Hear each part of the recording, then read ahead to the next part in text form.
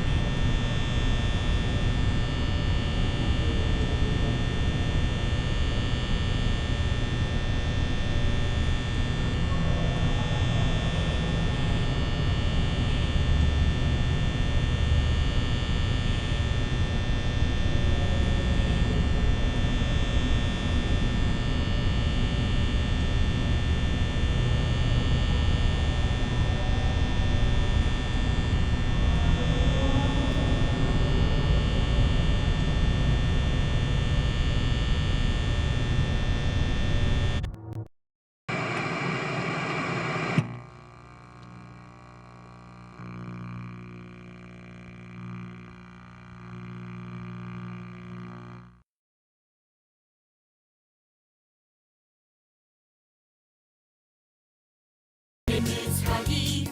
Huggy Wuggy, when he hugs you, he'll never stop. Your friend Huggy. Huggy Wuggy, he'll squeeze you until you